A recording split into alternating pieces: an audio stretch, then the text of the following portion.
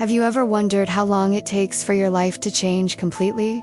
I'm not talking about slow transformations, the kind that happen over years. I'm talking about a single moment. A decision made in seconds. The choice to open a door when your instinct tells you to leave it locked. Because sometimes, what seems like a simple act of humanity transforms into something much bigger, much more dangerous, and much deeper than you could imagine. And when that happens, when you realize you've crossed an invisible line, it's already too late to turn back. The storm had begun without warning. Not one of those you see forming on the horizon, giving you time to prepare. It was sudden, violent, the kind of storm that transforms a clear sky into dense darkness in a matter of minutes. The wind howled around the house with a force that made the wooden beams groan, and the rain fell with an intensity that turned the world into an impenetrable gray curtain. She was closing the windows when she saw it. Headlights flashing erratically on the dirt road leading to the property. The road no one used at night. The road that, with rain like this, looked more like a river of mud than a passable path. The car was approaching too fast, too out of control. She saw it skid. She saw the driver try to correct and only make things worse. She saw the vehicle spin, the tires completely losing traction, and stop dangerously close to the ditch that on nights like this filled with dirty water and a treacherous current. For a moment, nothing happened. Just the car stopped at an odd angle, headlights illuminating the rain, the engine still running, and then the door opened.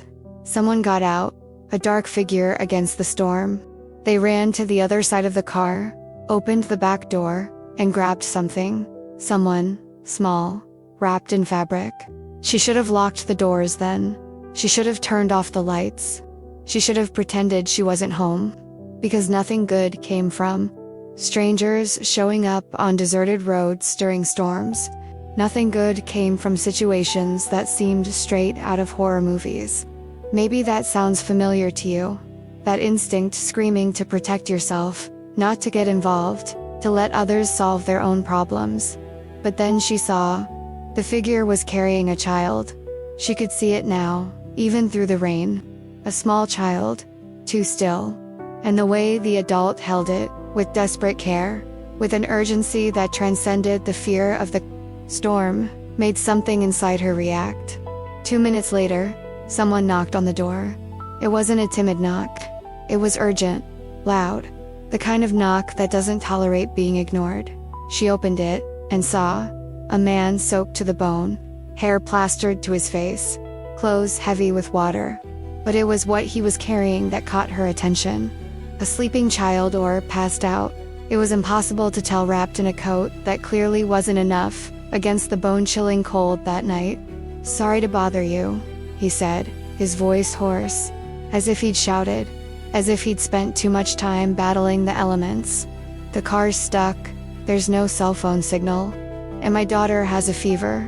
I just need a place to wait out the storm." She looked at him, really looked, trying to sense danger, trying to detect a threat. But all she saw was a desperate father, a man on the edge, and a child who needed warmth, help. He didn't seem threatening, but he also offered no explanations. He didn't say where he came from. He didn't say where he was going. He didn't say why he was driving on a rural road during a storm that any sensible person would avoid. There was reticence there, secrets, unspoken things that hung in the damp air between them. And she was alone, completely alone. The nearest house was miles away. The city was even farther. If she let that man in, she would be trusting in the kindness of a stranger. She would be betting that her reading was correct, that he was who he seemed to be, that there was no hidden danger beneath that facade of paternal despair. Have you ever had to make a choice like this, where each option carries weight, where both acting and not acting can have consequences you can't foresee? She looked at the trembling child, at the pale little face, at the lips that seemed to be turning blue, and she made the decision that would change everything. Not because she was brave, not because I wasn't afraid, but because I simply couldn't do otherwise. I couldn't slam the door in the face of a sick child. He opened the door completely. He stepped aside to make room. "Come in. I'll make some hot tea." And with those simple words, with that gesture that seemed only human, she crossed an invisible line. A line that separated her orderly, solitary, but safe life from something completely different. Something that would bring danger she couldn't imagine, but also something that would bring a connection she didn't know she needed. Because if you stay with me until the end, you'll understand that some storms aren't just about the weather. Some storms are about destiny. About people who should never have met, but are thrown together by circumstances neither of them controls. And about how, sometimes, the most dangerous decision you can make is also the only right one. And she didn't know any of this when she closed the door behind them, locking the cold out, locking the storm out, but also, unknowingly, locking something far more dangerous. Inside, the man entered slowly, as if aware he was invading space that wasn't his. Water dripped everywhere, leaving a trail of puddles on the wooden floor she had cleaned earlier. But she didn't even think about that. She simply pointed to the sofa near the fireplace, which still had warm embers from the night before. "Sit down. I'll get some blankets." She was already moving, years of nursing training taking over. Priorities. Child first. Always, child first. When he returned with a pile of dry blankets and towels, he was still standing, holding his daughter as if he trusted nothing else in the world but his own arms. "You need to get her out of those wet clothes," she said, holding out the larger towel. "Hypothermia is just as dangerous as a fever. And if she has both," he finally moved. He sat on the sofa and began to carefully remove the child's soaked coat with heartbreaking care. Large, calloused hands, but infinitely gentle, as if the girl were made of glass. As if a sudden movement could break her. She watched for a second before going to the kitchen. She put water on to boil. She made tea. She grabbed the thermometer she always kept in the cupboard. And when she returned to the living room, she saw that he had managed to change the girl into dry clothes, from where he had taken dry clothes in a soaked backpack. She didn't know and had wrapped her in 3 blankets. "May I?" She pointed to the child, and he hesitated for only a fraction of a second before nodding. She knelt in front of the sofa and placed her hand on the girl's forehead. "Hot. Very hot. How long has she had a fever?" "It started this afternoon. It wasn't bad at first, but it got worse." His voice was tense, too controlled, as if he were holding back panic through sheer willpower. "I'm a nurse," she said, picking up the thermometer. "I'll check her temperature. And if it's too high, I have fever reducer here. I work at the rural clinic, 20 kilometers from here, so I always have basic supplies at home." Something in his face changed when she said that. Relief, perhaps. Or recognition that he had knocked on the right door by sheer luck. "Thank you," he said, and there was weight in that word. Gratitude that went beyond mere courtesy. If you recognize this kind of moment, when someone chooses to help, even without fully understanding the situation, write in the comments what has struck you the most so far. Because here at Heart of Protection Stories, we talk about exactly that. About the decisions we make when no one is watching, when there is no reward other than knowing that we did what was right. The girl's temperature was 39 degrees. High, but not critical. She gave her children's fever reducer, adjusted the blankets so they would warm her without overheating her, and then finally looked at the real man. He was still soaked, trembling slightly, but all his thoughts were on the child. He didn't even seem to notice his own discomfort. "Now you," she said. "You'll catch pneumonia if you stay in those wet clothes." "I am fine." "She's not. And if she gets sick, who will take care of her?" It was simple logic, irrefutable, and it worked. He looked at his sleeping daughter, her fever beginning to subside with the medicine. Then he looked at her. "Do you have any clothes that would fit me?"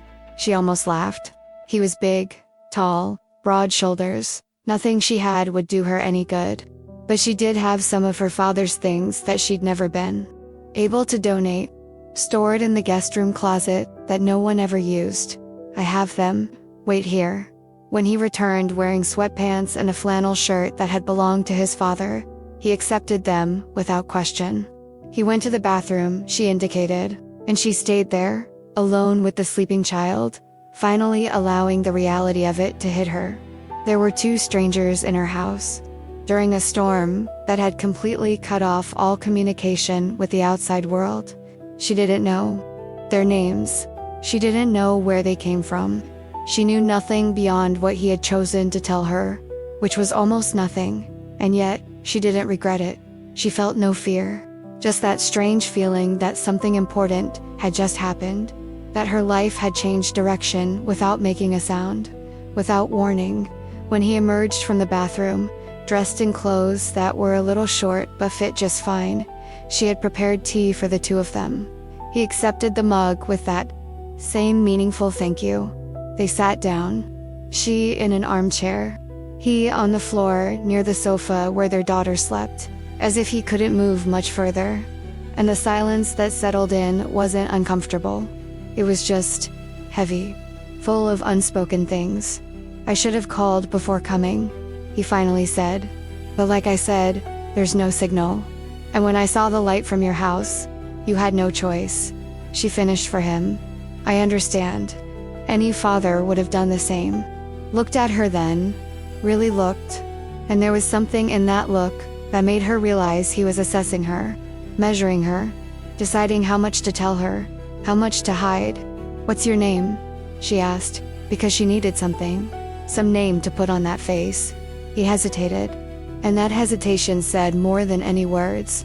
It said that even her name was information he was reluctant to give.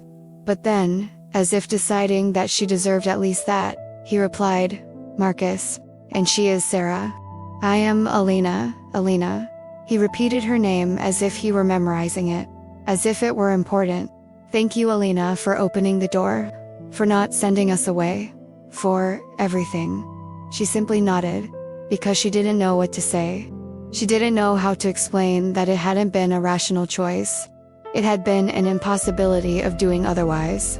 And it was there, in that moment of quiet between the storm outside and the strangers inside the house, that she realized there was something he wasn't saying, something big, something that made that situation more than just a stuck car and a sick child. But she didn't ask, not yet, because part of her already knew that when the truth came out, nothing would ever be the same again. From that moment on, everything begins to change silently. She had lived alone in that house for 2 years. 2 long years, counted not in months but in silences. Since her mother died after a long battle with an illness that consumed not only her life, but also the family's savings. The house had been left to Alina, along with the debts, mortgage, medical bills, loans her father had taken out before he died, and that her mother had continued to pay until she could no longer afford it. Alina worked as a nurse at the rural clinic, double shifts most days, sometimes triple shifts when someone was absent and there was no one else to cover. She would come home when it was already dark, too tired to do more than heat up something frozen, take a quick shower, and fall into bed. On her days off rare and spaced out, she cleaned the house, which was too big for one person, tended to the garden her mother had loved, and tried not to think about the emptiness that filled every corner. The silence was the worst. It wasn't peace. It was weight. It was so heavy that sometimes she talked to herself just to hear a human voice. She commented on the weather while washing dishes. She complained about the non-existent traffic while driving down the deserted road. She asked the cat, who couldn't even answer, if it thought it was going to rain. It wasn't romantic loneliness. It wasn't that poetic loneliness of someone who chooses to live in isolation to find themselves. It was the practical isolation of someone who lived too far from the city to have a social life. Of someone who worked so much that they had no energy left to make friends. Of someone who was too tired even to try. But she was also someone who had spent her life caring for others first for her sick mother, during years where each day was a battle between hope and reality. She had learned to bathe her, administer medication, dress wounds, monitor vital signs. She had learned to smile when she wanted to cry, to be strong when she felt herself breaking, to keep functioning when everything inside her screamed to give up. And when her mother died, when that journey finally ended the way everyone knew it would, Alina had channeled all of that into her work. She became a nurse, not out of idealized vocation, but out of practical necessity. She needed a job. She had experience.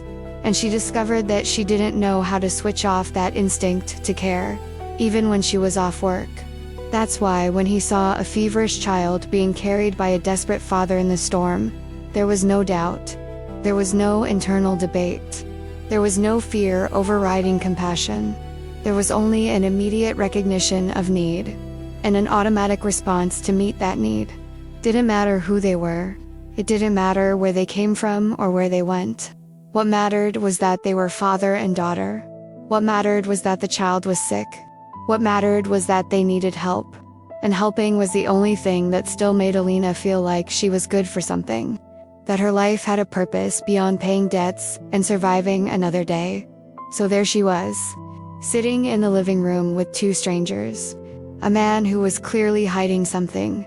Sleeping child, whose breathing Alina monitored automatically, listening for any change in the pattern that indicated worsening, and a storm outside that had turned the world into an isolated island. "Do you live here alone?" Marcus asked suddenly, breaking the silence that had stretched on too comfortably. "Moro, why?" He didn't answer immediately. He just looked around, noticing things she knew were there but had stopped seeing. Photos on the wall of a family that no longer existed. Old but well-kept furniture. A house that had once been a home full of life, and was now just a structure where a person existed. "Just wondering," he finally said. "It seems too big for one person." "Yes, but it belonged to my family. I haven't been able to let go of it yet." Honesty she hadn't planned to offer. But something in the way he looked around, as if he completely understood that kind of attachment to places that held more memories than future, made the words come out. "I understand. I have a house that belonged to my ex-wife, where Sarah was born. I should sell it, start over somewhere else. But I can't." He looked at his daughter. "She's all that's left of her, of what we were. And even though it hurts to stay, it would be worse to leave." Alina realized then, the wedding ring he no longer wore, but which had left a clear mark on his finger. The way he said ex-wife, with a weight that indicated not divorce, but loss. And she understood that they had more in common than would be obvious, both living in houses that were too big, both carrying absences, both functioning on autopilot because stopping meant feeling too much. "Is she dead?" Alina asked gently. 2 years ago, car accident. His voice didn't waver, but she saw it. The pain he kept locked away, controlled. Sarah was 3 years old. I don't remember much about her, and I don't know if that's a blessing or a curse. Both things, probably. Alina took a sip of her tea, which was already cooling. "My mother died 2 years ago, too. Illness. It was long, painful, and when it finally ended, I felt relief mixed with guilt for feeling relief. I don't know which is worse. Sudden death robs you of farewells. A long illness slowly robs you of the person until only a shadow remains." Marcus looked at her. "I think both are terrible in different ways." And there it was. An unexpected connection. A mutual recognition of similar pain. Born in silence. Two strangers, who had more in common than any casual conversation would reveal. The storm raged on outside. Wind howling, rain pounding. But inside the house, something was changing. Not dramatic, not obvious, but real. The walls they both kept around each other were beginning to crack. Just a little. Just enough to let light through. "You must be tired," Alina said eventually. "I'll prepare the guest room. You and Sarah can sleep there until the storm passes." Comment below. "That makes sense to me." Marcus nodded, but didn't move immediately. He just kept looking at his daughter with that constant attention of someone who can't fully relax. And it was when Alina got up to get clean sheets that she began to notice small details, things that didn't quite fit into the story of a desperate father with a sick child. Like the fact that Marcus had checked all the windows in the house before even sitting down. She had thought it was just a coincidence at the time that he was watching the storm, gauging its intensity. But no, he had been methodical, systematic, starting with the front window, then the side windows, then checking the back door that led to the kitchen, as if he were mapping out exits, as if he were calculating escape routes. And when she had offered to lend him her landline, because she knew that cell phones didn't work there during normal weather, much less during a storm, he had hesitated too long, as if he were deciding whether he could trust her with what she was going to say. And when he finally agreed, the call was strange. She hadn't tried to listen. She wasn't the type of person to eavesdrop, but the house was small and the walls were thin, so she heard fragments. Situation Alpha 3. Location compromised. Awaiting instructions code. It wasn't normal conversation. It was language that came from specific training. Military, perhaps, or police. Now, I want to delve even deeper into this subject, because after that phone call, Marcus had become different, more tense, hypervigilant. He didn't relax even when Alina brought the fever reducer and showed him that Sarah was improving. He maintained that rigid posture, his eyes constantly checking doors and windows, listening to sounds she didn't even notice over the noise of the storm. And then the lightning struck. A sudden flash that illuminated the room completely for a fraction of a second. And in that flash of intense white light, Alina saw something that made her stomach drop. A weapon, in the holster attached to his belt, partially hidden by the coat he had taken off, but which was still draped over the arm of the sofa. Dark metal, unmistakable shape. She had seen guns before. She worked in a rural area where many people hunted, where having a shotgun at home was common. But this wasn't a hunting rifle. It was something different, smaller, more professional. Marcus realized she noticed the way his body tensed even more, how he instinctively moved his hand to cover the weapon. But she said nothing. Neither of them said anything. They just stood there in that suspended moment where the truth was exposed but unspoken. Alina finished straightening the sheets, her hands trembling slightly. Not from fear, not exactly, but from a growing awareness that the situation was more complex than I had imagined. Much more so. Because Marcus wasn't a fleeing criminal. She was sure of it. Criminals didn't speak in military codes. They didn't have that upright posture, even when exhausted. They didn't carry their daughters with that kind of gentle care. But he also wasn't just an ordinary civilian who had been unlucky in the storm. He was someone accustomed to danger. Someone who knew how to protect himself and others. And his presence there, in that isolated house during a storm that cut off all communication with the outside world, was beginning to seem less like a coincidence and more like something far more complicated. Alina. His voice cut through her thoughts. She turned. He was standing. Now, Sarah in his arms, looking at her with an expression that mixed guilt and determination. I need to tell you something. About the gun. She decided to be direct. There was no point in pretending she hadn't seen it. About everything. He looked at Sarah, then back at her. But first I need to put her to bed. She doesn't need to hear this. Alina guided him to the guest room. She watched as he carefully laid Sarah down, covered her, and checked her temperature once more.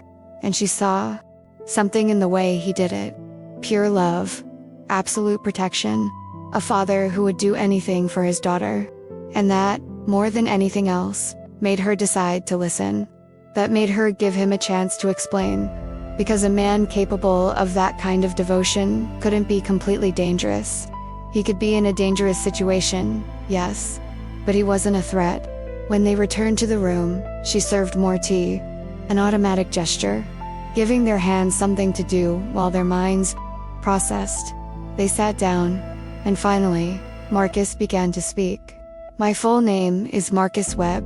He paused. I'm the sheriff of South County. I have a badge if you want to see it. Sheriff. The word echoed in the room. It explained so much. The posture, the training, the weapon, the code on the phone. But it also raised more questions. Why is a sheriff driving around in a storm with a sick child? Alina asked. Why didn't he call an ambulance? Why all this secrecy? Because I'm not just driving. Marcus took a deep breath. I'm transporting a protected witness. She's in the trunk of the car, sedated, safe for now. But if anyone finds out where I am, if anyone gets here, you'll be in danger. Sarah will be in danger. And everything I've worked for the last 6 months will crumble. The silence that followed was heavy. Alina processed it all. Protected witness. Operation. Real and imminent danger. And she, unknowingly, had just placed herself right in the middle of something she didn't fully understand. A witness against whom? His voice came out calmer than he felt. A drug cartel operating in 4 states. Trafficking. Money laundering. Murders. Everything. Marcus looked directly at her. And they have informants everywhere, even within my own department. That's why I'm doing this alone. That's why I don't trust anyone but the federal agents, who will meet me tomorrow at a safe location, if I get there. If I can keep the witness alive until then. And Sarah, why did you bring her along? The pain in his face was visceral. Because I had no choice. I didn't trust leaving her with anyone when there are informants infiltrated. If they found out she was my daughter, they would use her to force me to hand over the witness. So she comes with me. Always. Even when it means putting her at risk. Alina stood silent for a long moment, processing, trying to grasp the magnitude of what she had just heard. There was a sedated witness in the stuck car outside. There was a cartel searching for that witness. And there was a desperate sheriff trying to keep everyone alive while completing a mission that could cost them everything. And you stopped here, she said finally, because you had no choice. Exactly. Marcus looked at his own hands. I hadn't planned this. The plan was to get to the safe house 50 kilometers from here. Leave Sarah with the federal protection team, hand over the witness, and come back to finish the operation that took 6 months to put together. He paused. But the storm came too fast. Faster than any forecast indicated. And the road became impassable in a matter of minutes. And then Sarah started trembling. The fever that had been low suddenly spiked. And I realized I wasn't going to make it. Not in time. What seems simple begins to reveal layers that no one expected. Because the truth is that Marcus had been making impossible calculations for the past few hours. Every kilometer driven was a decision between speed and safety. Between arriving quickly and keeping Sarah comfortable. Between following the plan and adapting to a reality that changed every second. When the storm really started, when visibility dropped to almost zero and the car began to skid dangerously, he had 2 choices. He could try to force his way through, risking an accident that would kill everyone in the vehicle, including the witness. Or I could seek shelter and wait for it to pass. And then he saw the light. The only light in miles of darkness and storm. An isolated house in the middle of nowhere. And he knew immediately that he was putting whoever lived there at terrible risk. Because I wasn't just driving through the area. I was on the run. He had started the journey at 5 in the morning, leaving a motel where he had kept the witness overnight. And he had realized, around noon, that he was being followed. Discreet car. Very discreet. The kind of discreet that only someone trained notices. And that meant they had found out that informants within the department had leaked information, that the cartel knew where he was and was coming. He had managed to lose them by using his knowledge of back roads that no one else knew. He had cut corners, turned off his cell phone, eliminated any form of tracking. And when the storm came, he had silently given thanks, because it cut off communications on both sides. They couldn't track him, but he couldn't call for help either, and Sarah had gotten worse. The fever that had only been bothersome in the morning had become a real concern by the afternoon. And when she started trembling uncontrollably, when her lips turned to pale, he knew he needed professional help. Or at least someone who knew more than he did about childhood fevers. Seeing that light had been both a relief and a terror. Relief because it represented possible help. Terror because it meant dragging an innocent person into a situation that could kill them. But when the door opened, when that Woman Elena looked at Sarah with genuine concern instead of suspicion, but when he offered help without questions, without demanding explanations, without hesitating for a second, something in Marcus broke. Because he had seen so many people in the last few weeks. People who closed doors, who pretended not to see, who chose their own safety above all else. He had asked for small help just to use the phone, just to recommend a mechanic hand. He had seen fear in the eyes of people who realized he was carrying a bigger problem than it appeared. And there was someone who still chose kindness, even without knowing the cost, even without understanding the risk. He simply saw a sick child and reacted with a pure humanity that he thought no longer existed. I should have left as soon as I realized you were a nurse, Marcus said now, looking at Alina. I should have gotten the medicine, thanked you, and left before putting you at greater risk. But Sarah was so sick, and you were so kind. And I'm selfish, because I stayed. Because I just wanted a few hours where someone helped without wanting anything in return, where I didn't have to calculate every word, where I could just be a worried father instead of a sheriff carrying the weight of the world. Alina looked at him, really looked, and she saw not just a sheriff, not just a professional doing dangerous work. She saw an exhausted man, a terrified father, a person alone carrying a responsibility that no one should have to carry. Alone. You're not selfish, she said. You're human. And humans need help sometimes. Even when they're sheriffs. Even when they're protecting witnesses. Even when they think they have to do everything alone. But I put you in danger. You gave me a choice. You could have lied. You could have kept me in the dark. But you're telling me the truth. And that counts for something. She took a deep breath. So tell me, what happens now? Do they know you're here? Marcus shook his head. They shouldn't. The storm cut off tracking. And I erased tracks before. But I can't be sure. I can never be absolutely certain. He looked out the window at the continuing storm. The plan is to wait for dawn. Wait for the storm to pass. Get the car out of the ditch. And head to the rendezvous point with the feds. They'll get the witness. They'll put Sarah in temporary protection. And they'll come back to finalize the operation. What if they come? What if they find out where you are? The question hung between them, heavy, terrifying, because they both knew the answer. If the cartel found out, if they came during the night, during the storm when there was no way to call for reinforcements, things would get very ugly very quickly. So I'll protect you and Sarah, no matter the cost. His voice was firm, absolute, and I pray that it will be enough. He comments. This story could be real. They stayed up late talking, not about the operation, not about the danger, but about normal things.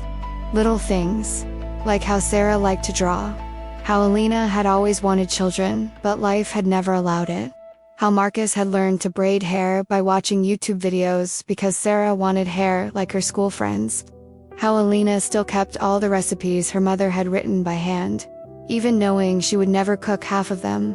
They were conversations between normal people having a normal night, and for a few hours, they almost managed to pretend it was true, that they were just two adults talking while a storm raged outside. Nothing more complicated than that. But then Alina yawned, and Marcus insisted she go to bed.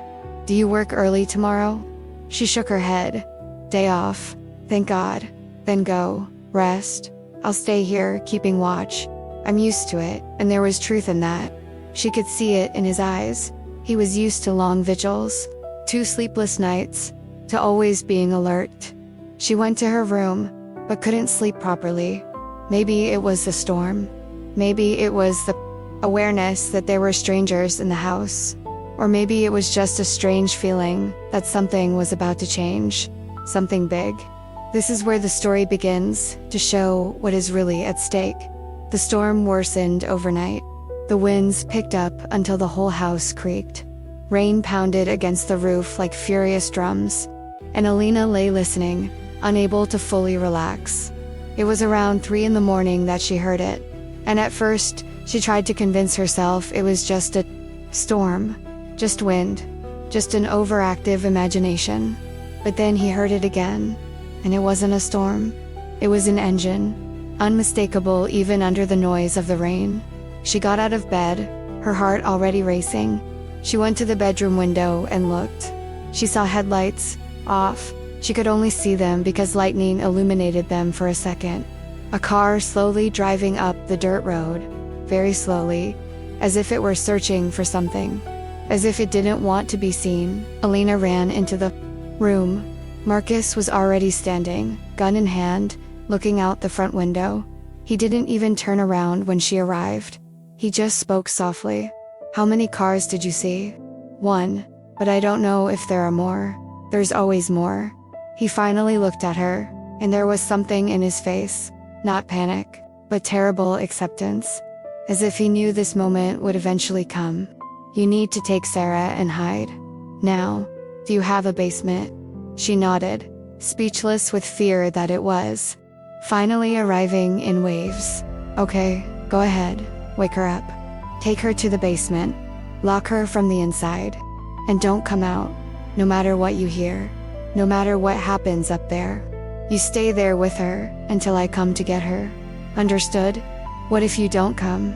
So you wait until dawn, until the storm passes, and then you run. You get in your car.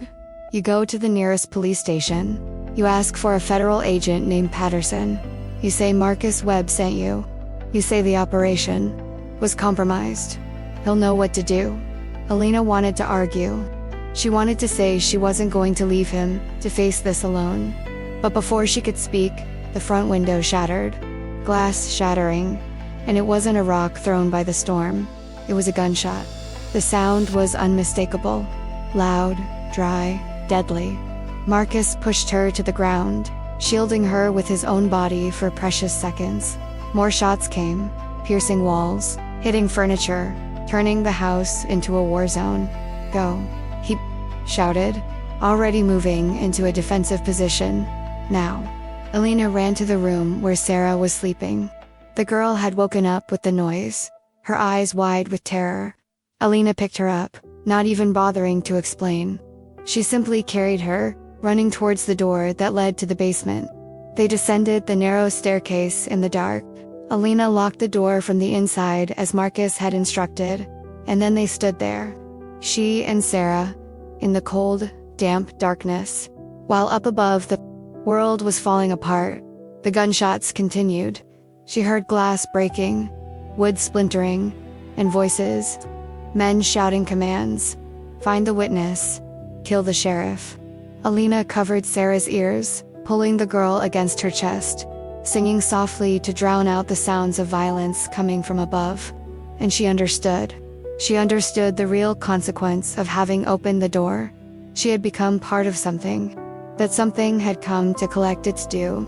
And now she was up there, trying to kill a man she barely knew but who had somehow become important to her in just a few hours. The shooting seemed to last an eternity, but it was probably only minutes. And then silence. A silence more terrifying than the noise. Because silence could mean two things. Either Marcus had won, or he was dead. Sarah wept silently against her. "Where is my father? I want my father. He's coming to get us," Alina whispered, praying it was true. "He promised. And your father always keeps his promises. Doesn't he?" Sarah nodded against her chest, still trembling, and Alina stood there in the dark, counting seconds, trying not to think about all the terrible ways that silence could mean. And then she heard it. Footsteps, heavy, coming down the stairs from the upper floor, heading toward the basement door. Alina held Sarah tighter, her heart pounding so loudly it seemed impossible that whoever was on the other side couldn't hear it. The doorknob turned, testing. The door was locked, but for how long would that matter? If it were the cartel men, they'd break it down easily, and then it would be the end. "Alina," the voice came muffled through the wooden door, hoarse, tired, but unmistakable. "Marcus, Alina, it's me. Open up. You're safe now." She almost cried with relief. She unlocked the door with hands trembling so much she could barely manage it. And when she opened it, she saw. Marcus was standing, but barely. There was blood on his shoulder. Not much, but enough to stain his entire shirt. His face was marked with small cuts, probably from flying glass, and his eyes were different, darker, more empty, as if he had seen something that changed a part of him. "Daddy." Sarah pulled away from Alina and ran to him. Marcus caught her with his good arm, squeezing her tightly, kissing the top of her head repeatedly. "It's all right, little one. Daddy's here. You're safe." He looked at Alina over Sarah's head. "You're both safe." "And them?" Alina asked, her voice coming out lower than she intended. "Neutralized." The word was professional, cold, but its weight was immense. Neutralized meant dead or incapacitated. It meant that Marcus had done terrible things to protect them. "You're hurt. It's superficial." The bullet only grazed her. He gently placed Sarah back on the ground. "But I need to take care of this before it gets infected. And I need to check on the witness. And I need to call for backup, now that..." He paused. "Now that the location is completely compromised." Alina followed him upstairs, leading Sarah by the hand. And when she reached the living room, she saw the devastation. Broken windows, shattered furniture, bullet holes in the walls, and blood. Not much, but enough to tell a story of the violence that had taken place there. "Sit down," she said, her nursing training automatically taking over. "Take off your shirt. I'll clean this up." Marcus obeyed, and while Alina worked, cleaning the wound with what remained of the first aid kit, he explained there were 4 of them. They came prepared, but they didn't expect the level of resistance they encountered. They thought I was alone. They didn't know the layout of the house. He paused while she applied antiseptic. They fled when they realized they were losing. The other 2 won't bother anyone anymore. The coldness in his voice should have frightened Alina, but it didn't, because she understood. He had done what needed to be done. He had protected her and Sarah. He had kept his promise. "The witness?" she asked, as she bandaged his shoulder. "Still in the car, still sedated, still alive." He looked out the shattered window, at the storm that was finally beginning to subside. "But I need to get her out of here. Now. Before they send more." "Will you send more?" "They always send more." Marcus put on the clean shirt Alina had picked up. "That's why I need to go. I need to take the witness to the rendezvous point. Hand him over to the feds. Finish this, and Sarah." Elena looked at the girl who had finally stopped crying, and was now sitting on the sofa, looking at everything with eyes that were too big for her small face. "Sarah comes with me. Always." He paused. "But Elena, you can't stay here. They know where you live now. They've seen your face, and they'll assume you know something, that you can testify against them." Her stomach sank. "But I don't know anything. I didn't see anything besides." She looked at the covered bodies that Marcus had dragged out of Sarah's field of vision. "Besides what happened here. And that was self-defense. They won't believe it, or they won't care." Marcus gently held her shoulders. "You need to come with me. I'll put you in temporary protection, until we can take down the entire operation. Until there's no more threat." "How long?" "I don't know. Weeks, maybe months." He looked into her eyes. "I know I'm asking a lot. I know I'm turning your life upside down. But I don't see any other option. I can't leave you here, knowing they'll come after you." Alina looked around. At the house that had been home. At the life he had built, even though it was small and lonely. And he realized there was no real choice. Marcus was right. Staying meant death. Eventually, but certainly. "Okay," she said. "I'll go." She comments. "I saw that truth too." The relief on his face was visible. Brief, but real. And then they moved. Quickly, efficiently. Alina threw essential clothes into a backpack. Documents. Medication. Things she couldn't easily replace. Marcus checked the perimeter, ensuring there were no more immediate threats. And Sarah sat on the sofa, too quiet for a 5-year-old, processing trauma in ways that would likely take years to fully manifest. As they were ready to leave, Marcus stopped at the door. He looked back, at the destroyed house, at the scene of violence he had created.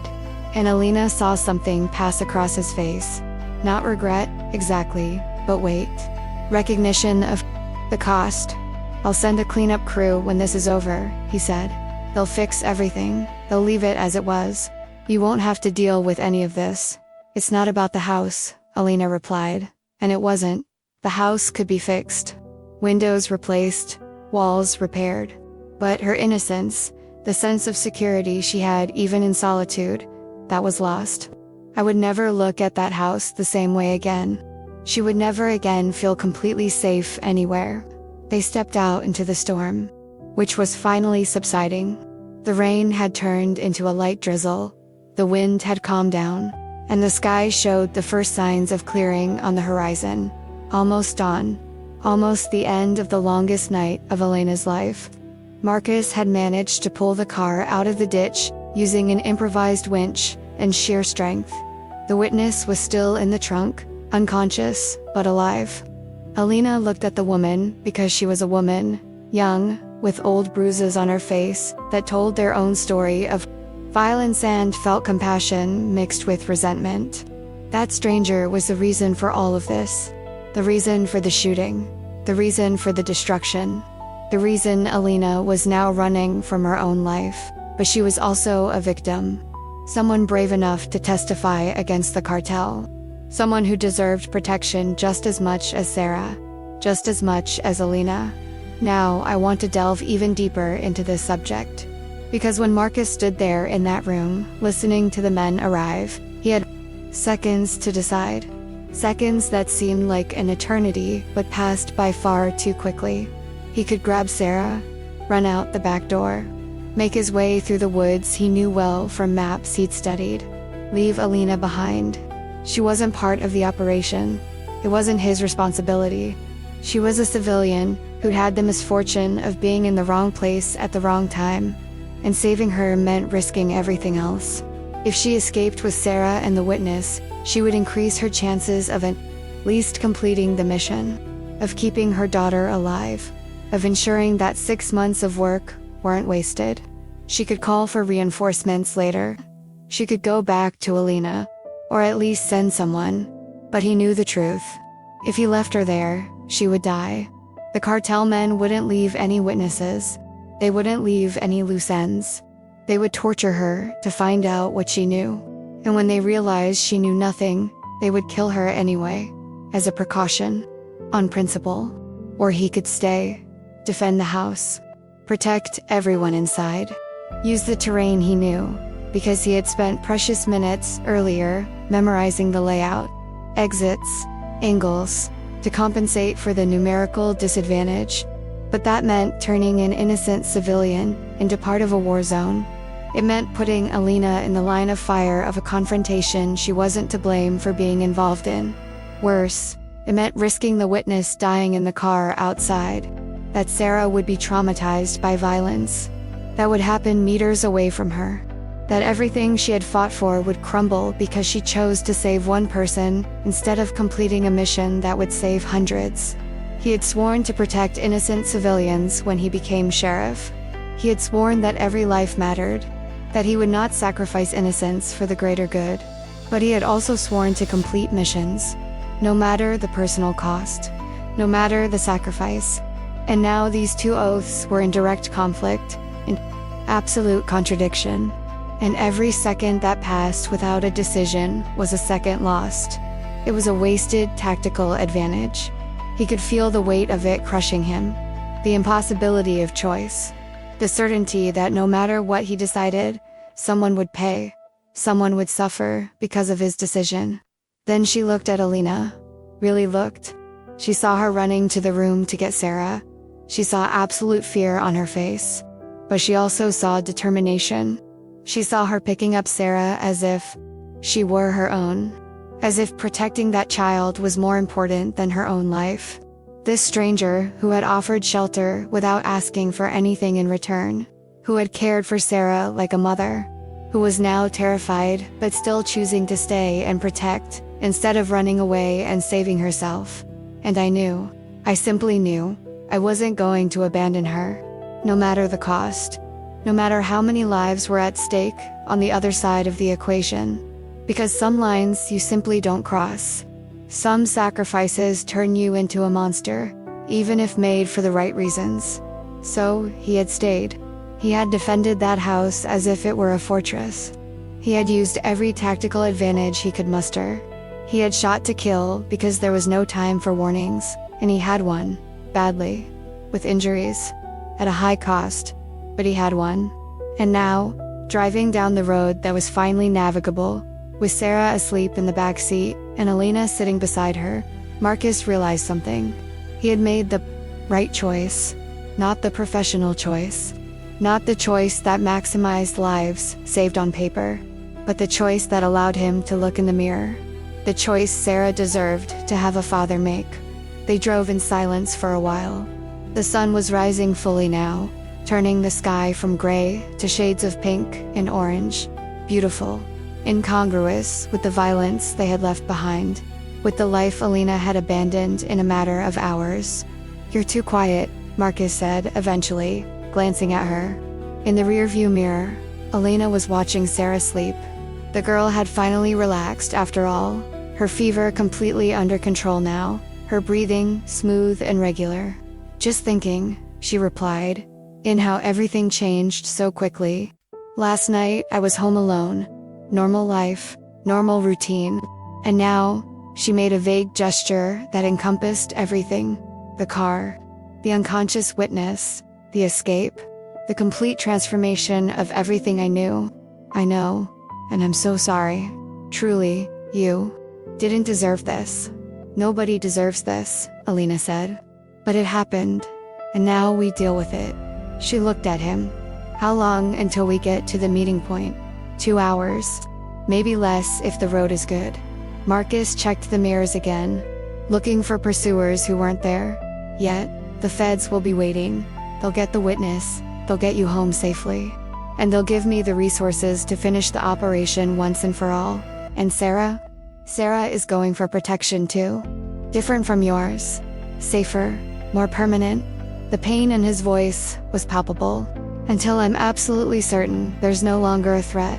Alina understood. But she also saw the cost. Father and daughter separated. For safety, out of necessity. But separated nonetheless. "She needs you," Alina said gently. "And she'll have me. When this is over. When it's safe." Marcus gripped the steering wheel tightly. "But until then, she needs to be where I know she's safe. Even if that means far away from me." They stopped at a small diner to get coffee and something to eat. Marcus insisted on going alone, leaving Alina in the car with Sarah and the witness. "Lock the doors. Don't open them for anyone but me. If something goes wrong, you drive. Don't look back. Just go to the meeting point. The coordinates are on the GPS." He returned 10 minutes later with strong coffee and wrapped sandwiches.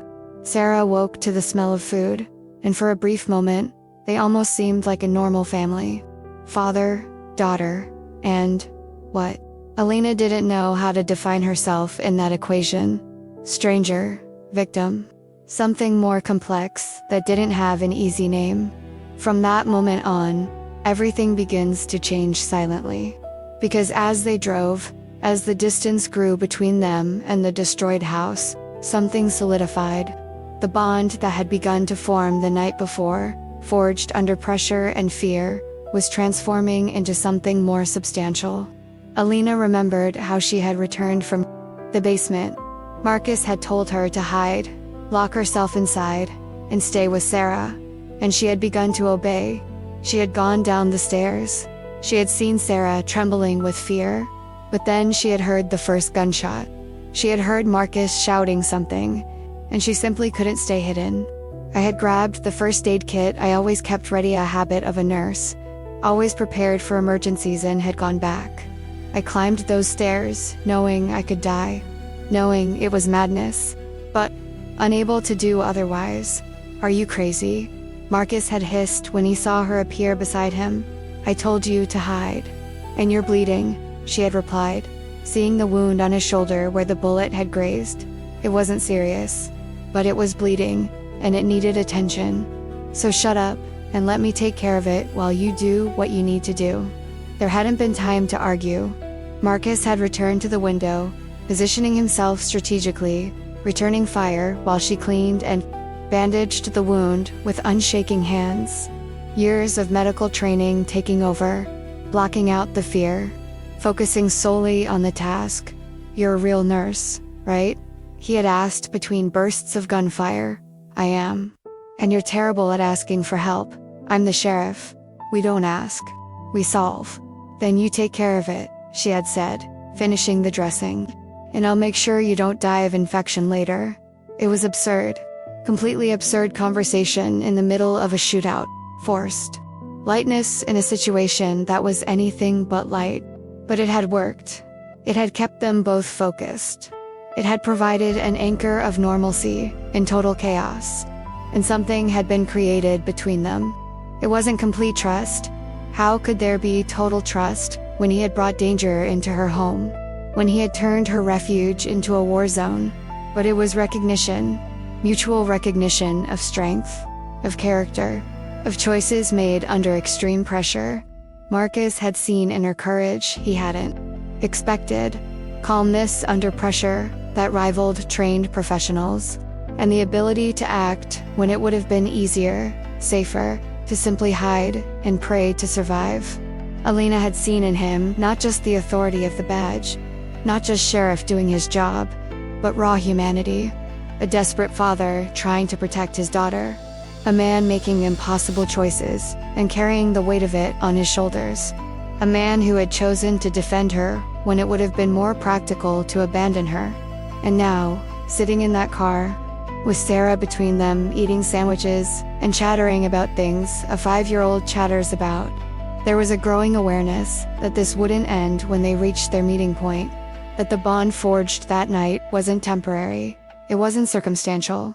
It was something that would continue, that would have a lasting impact on both of them. Write this down. This moved me. The meeting point was an abandoned parking lot of an old factory. Isolated. Discreet. Perfect for operations that needed to happen away from prying eyes. Marcus parked and checked his cell phone, which had finally regained signal. A message was waiting. 5 minutes. Alina looked around. A desolate place. Cracked concrete. Decaying buildings. It wasn't comforting. But supposedly it was safe. She had to trust that. She had to trust him. "Everything will be all right," Marcus said, noticing her tension. "Patterson is good. The best. He'll take care of you and the witness. And I'll finish this. Quickly. And Sarah. Sarah is going to a federal facility specifically for the protection of minors. It has a school, a playground, trained caregivers. She'll be safe. She'll be okay." But his voice wavered slightly on the last word. Because he wasn't sure. He was never sure when it came to leaving his daughter with strangers. Sarah was fully awake now. She stared out the window with wide eyes. "Daddy, where are we?" "Safe place, little one. We're going to meet Daddy's friends. They'll take care of you for a few days while I finish some important work." "Is Alina coming too?" Marcus looked at Alina, then back at his daughter. "No, love. Alina is going to a different place, but she'll be safe too, I promise." Sarah's face fell. "But I want her to stay with me. She sings beautifully. And she knows how to do the braids I like." Alina felt her heart clench. In less than 24 hours, that child had become attached to her in a way she hadn't expected. And she, who had spent years avoiding connections, was discovering that she had become attached to she said gently, turning in her seat to look at Sarah. "Your daddy's right. We'll go to different places for now. But when all this is over, when it's safe, I'll visit you. And I'll teach you how to braid your hair yourself. Pinky promise." Sarah extended her little finger, and Alina intertwined it with her own. A childlike pact that carried the weight of an adult promise. 2 black SUVs arrived. Exactly 5 minutes later, men in suits got out. Professionals. Serious. One of them tall, gray-haired, with a military bearing, approached Marcus's car. "Webb, Patterson." Marcus left, and they greeted each other with a handshake that seemed more like a mutual assessment than a greeting. "I brought the package, and 2 complications." Patterson looked inside the car. At Alina, at Sarah, at the witness, still unconscious, in the trunk. Explain. Marcus explained. A condensed but complete version. Storm. Elena's house. Attack. Shooting. The need for protection. For an innocent civilian who had become a target simply for helping. Patterson listened to everything without interrupting. Then he nodded. Understood. We'll take the witness and the child to Facility Alpha. The civilian will go to Safe House Beta, separated by protocol. He looked at Marcus. And you go back to the field. Today. Now that the witness is safe, I can finalize the operation. Arrest the rest. Dismantle the network completely. Will you need a backup? No. The fewer people who know, the better. There are still leaks in the department. I don't trust anyone but you. Patterson accepted that without offense. Okay. But stay in touch. Every hour. If more than 2 hours pass without news, I'll send a rescue team. Alina observed the exchange, the professional efficiency, the implicit trust, and she understood that this meant she was fired. That in minutes she would be in a different car, going to a place she didn't know, with people she had never seen. Far from Marcus, far from Sarah, alone again, but this time worse. Because now I knew what it was like not to be alone. I knew what it was like to matter to someone. And I was going to feel the absence in a way I hadn't felt in years. Marcus returned to the car. He gently picked up Sarah. Come on, little one. Time to go with Uncle Patterson. I don't want to. Tears starting to well up. I want to stay with you and Alina, I know. And I want to too. But I need you to be brave for me. Can you do that? Can you be my brave little girl, just a little longer? Sarah nodded, still crying, but trying to be strong. And that broke Alina in ways she hadn't expected. To see that little child trying to be brave when she should just be a child. When she should be safe and happy instead of scared and separated from her father. Marcus handed Sarah over to Patterson, who held the girl with surprising gentleness for a man of such a tough appearance. And then he returned to Alina. Your time. Alina got out of the car. Another agent, a woman, competent, Cirrus was already waiting beside the second SUV. But before leaving, Alina looked at Marcus. Really looked. Memorizing. His tired face. His eyes that carried the weight of responsibility. The strength he exuded even when exhausted. Thank you, she said, for saving me. For choosing to stay. Thank you for opening the door, he replied. For helping when you didn't need to. For being exactly who Sarah and I needed when we needed it most. There was more they both wanted to say. She could feel it in the unspoken words. In the way he looked at her. But it wasn't the time. It wasn't the place. So she just nodded and walked towards the other car. Alina, his voice made her stop. Turn around. When this is over, when it's safe, I'll find you. And we'll have the conversation we deserve to have. No danger, no rush. Just the two of us. Okay? She smiled. Her first genuine smile since it all began. Okay, I'll wait for that. She got into the SUV. The agent, who introduced herself only as Agent Costa, drove in silence for the first few minutes. Alina looked out the window, watching the landscape change. Leaving behind not only the parking lot, not only Marcus and Sarah, but everything he knew. The entire life he had built, even if imperfect. How long? Alina finally asked. In the safe house. It depends. Weeks, probably. Maybe months if the operation is more complicated than expected. Costa glanced at her in the rearview mirror. I know it's difficult, but it's necessary. These people don't play games. If they think you know something, they'll come after you. And we'll make sure they can't find you. Alina nodded, processing weeks, months, an indefinite amount of time, living in limbo.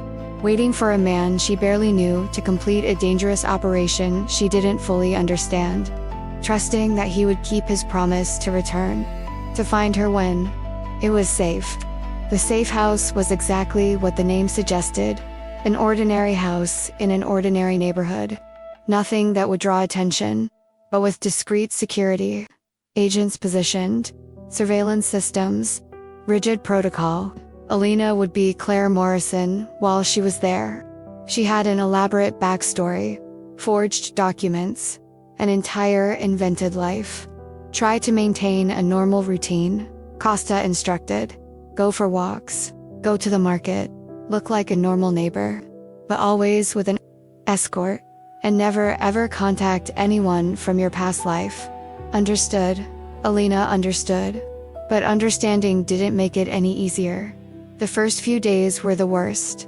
The loneliness was different from what I had felt in my own home. It was forced isolation. A gilded prison where I had everything I needed materially, but nothing that mattered emotionally. I couldn't call anyone. I couldn't work. I couldn't do anything but exist and wait, and to think.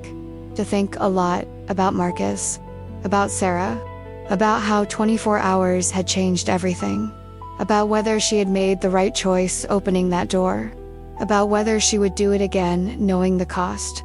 The answer was always yes. I would do it again, because I couldn't imagine not having done it. I couldn't imagine leaving that sick child in the storm, even knowing everything that came after. This is where the story begins to show what is really at stake. Because the truth is, Marcus's journey didn't end when he left Alina at the safe house. It ended 3 weeks later.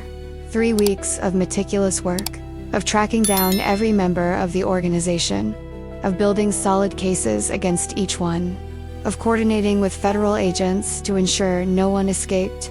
And then came the final operation. Simultaneous, coordinated, 16 targets arrested at the same time, network completely dismantled, cartel defeated, witness safe to testify. Months of work finally paying off. Marcus had called Patterson the minute he finished. It's done. Everyone's arrested. Operation complete. Good job, Webb. Sarah will be happy to see you, and Alina. The question slipped out before she could censor herself. Is she all right?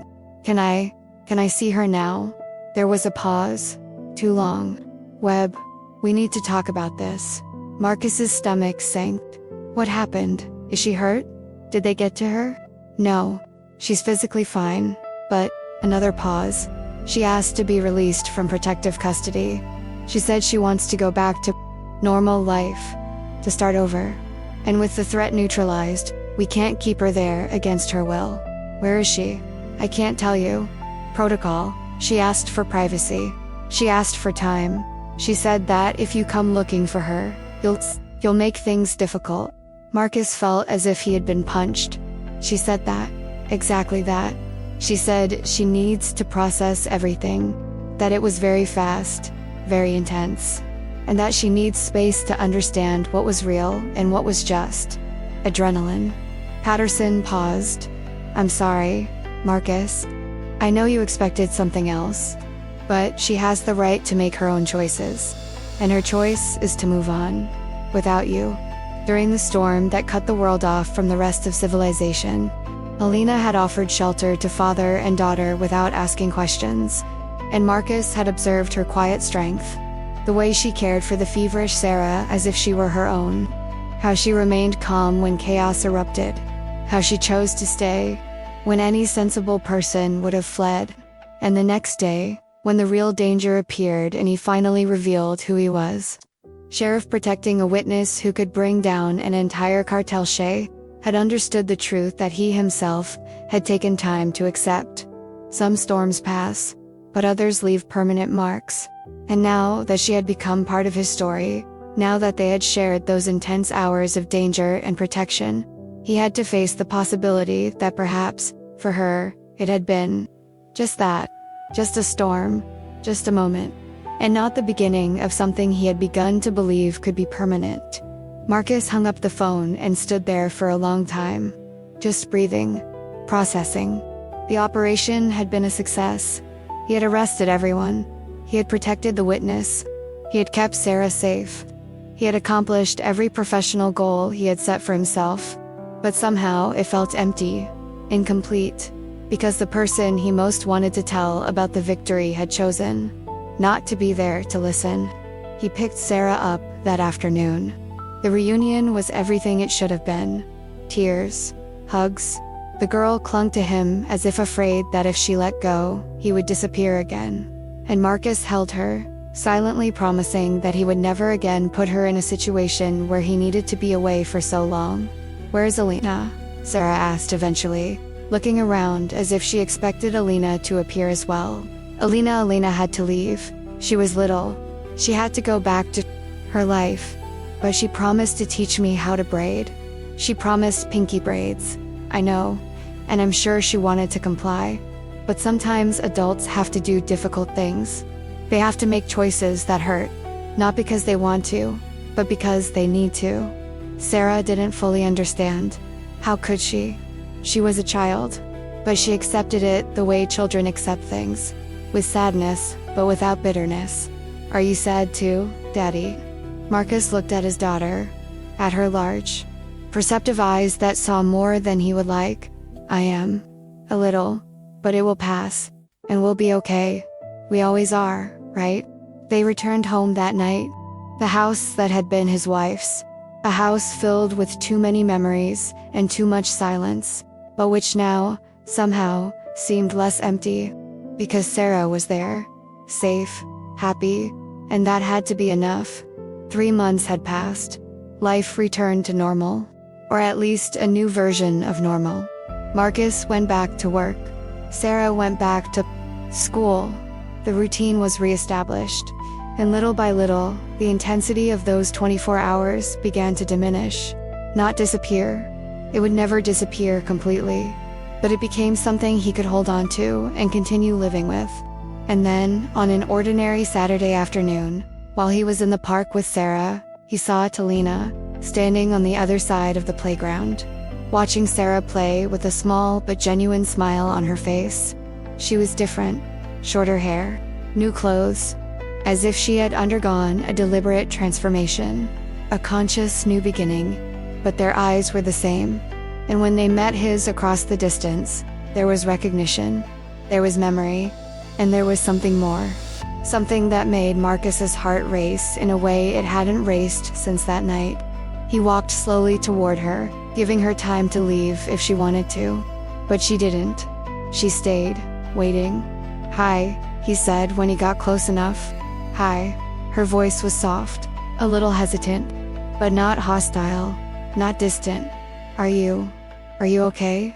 "I am. I'm back at the clinic. I got a new apartment. Closer to the city this time, where there are people. Where I'm not so alone." She looked at Sarah. "She's bigger, 3 months. Kids grow up fast." Marcus paused. "Patterson said you asked to leave. That you wanted space." Alina finally looked directly at him. "I asked, because I needed to. I needed to process everything away from the intensity, away from the fear. I needed to figure out if what I felt was real, or if it was just a reaction to the extreme situation. And did you find out?" She smiled. A small smile, but genuine. "I discovered that you're always on my mind. That I think about you and Sarah every day. That I miss the conversations we had in those few hours, more than I miss conversations I've had with anyone else in years." She took a deep breath, and I discovered that I was afraid. Afraid that if I came looking for you too quickly, too intensely, you'd realize it wasn't what you thought. That I was just part of a mission you completed. So I waited. To be sure. For both of us to be sure. Marcus wanted to laugh. He wanted to cry. He wanted to grab her and spin her around like a lovesick teenager. But he only smiled. "I'm sure. I've been sure since that night. Since you came back from the basement when you should have stayed hidden. Since you took care of Sarah, as if she were your own. Since you chose to stay when it would have been easier to run away. So maybe," Alina said, "maybe we can try. Slowly, without pressure, without storms or shootings. Just try. I would like that, very much." Sarah had seen Alina. She shouted her name and ran, throwing herself into her arms with utter abandon. And Alina caught her, spinning her around, laughing in a way Marcus had never heard. Free, genuine, happy, and he knew. He knew that storm had passed. But the marks it left were permanent. And some marks were good. Some marks were exactly what you needed to finally start living for real. If stories about people finding connection in the most unlikely places, about protection born from pure kindness, about how sometimes the riskiest decision is also the one that changes everything for the better, resonate with you, stick with us here at Heart of Protection Stories. This channel exists to tell stories that show that courage isn't the absence of fear, it's choosing to help even when it costs everything. Write in the comments, "This story spoke to me," because I want to know if this journey, from storm to clarity, from fear to confidence, resonated with you the way it resonates with me when I tell it. And if any part of this story made you feel something real, if you rooted for them, if you believed that some connections are too strong to be merely circumstantial, leave a like. It's a simple way to show that stories about choices that transform destinies matter. And look, the next story delves even deeper into this kind of impossible decision, this kind of bond that is born under pressure and transforms into something permanent. Just click and continue with me there. Because when it's about true feeling, about protection that goes beyond duty, the story never really ends.